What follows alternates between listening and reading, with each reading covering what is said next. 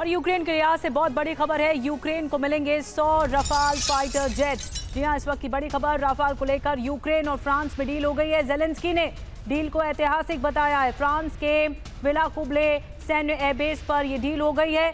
Ukraine को कई दूसरे हथियार भी मिलेंगे रफाल के साथ। और आपको बता दें कि यूक्रेन के पास रफाल शक्ति, रूस में मचेगी तबाही। डील क्या है? फ्रांस से यूक्रेन को 100 रफाल फाइटर जेट मिलेंगे।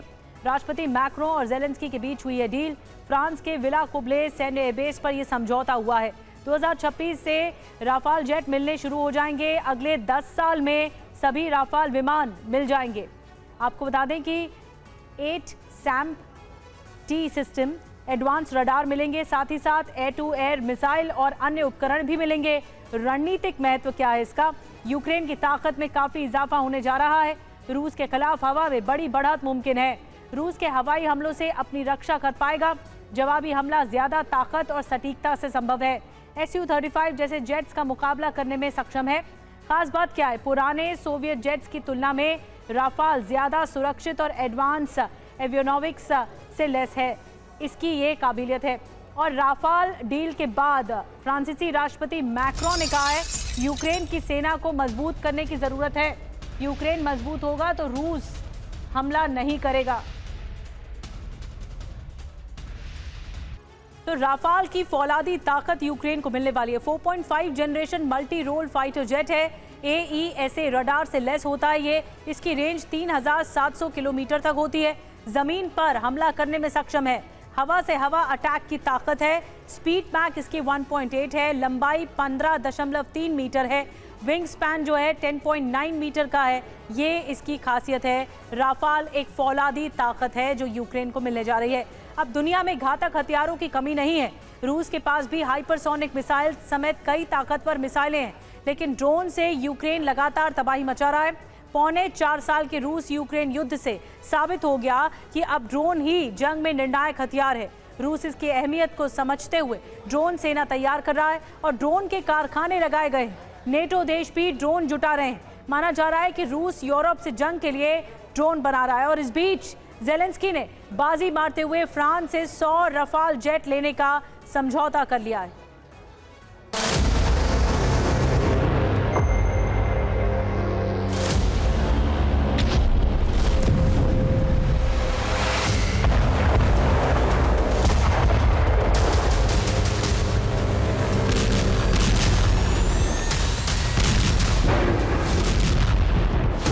मौजूदा दौर का यह सबसे घातक हथियार है। आसमान में बेहद छोटे आकार में नजर आने वाले ड्रोन बड़े बड़े एयर डिफेंस को नाकाम साबित कर चुके हैं। बड़ी बड़ी इमारतें इस ड्रोन से तबाह हो चुकी।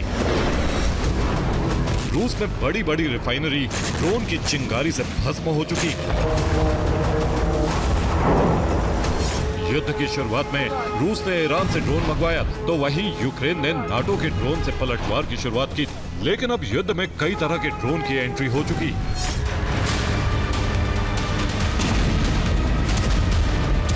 लेकिन वक्त के साथ यूक्रेन ड्रोन शक्ति के मामले में रूस समेत कई देशों को पीछे छोड़ चुका है।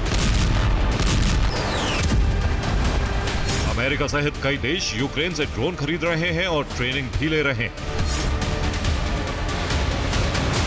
यही वजह है कि रूस ने ड्रोन प्रोडक्शन को सबसे अहम बनाया।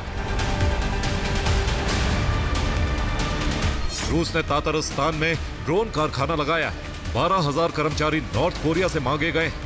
शाही ड्रोन को आधुनिक बनाकर गैरान नाम दिया गया। पुतिन ड्रोन की ताकत को देख रहे हैं। यूक्रेन जैसा छोटा सा देश ड्रोन के दम पर रूस के तेल व्यापार को जबरदस्त नुकसान पहुंचा चुका है। यही वजह है कि रूस ने ड्रोन सेना भी बना ली। रूस ने पहली बार ड्रोन आर्मी का गठन किया है। अब तक रूस की सेना ही ड्रोन हमलों की कमान संभाल रही थी, लेकिन अब एक अलग फोर्स तैयार है जो सिर्फ और सिर्फ ड्रोन हमले ही करेगी। ड्रोन की ट्रेनिंग लेगी और ड्रोन हमलों का मिशन तय करेगी और उसे अंजाम भी देगी। लेकिन रूस के इस मिशन को लेकर कुछ और दावे भी हैं। दावा है कि रूस यूरोप पर हमले की तैयारी कर रहा है। यूरोप में ड्रोन भेजकर ताकत का टेस्ट किया गया है। पुतिन ड्रोन के मामले में यूरोप को कमजोर मान रहे हैं। एक्सपर्ट्स का दावा है कि यूरोप रूस के बीच युद्ध शुरू हुआ तो जंग ड्रोन से ही लड़ी जाएगी। लेकिन रूस की इस तैयारी के बीच यूरोप की मदद से ज़ेलेंस्की ने रूस को नया झटका दिया।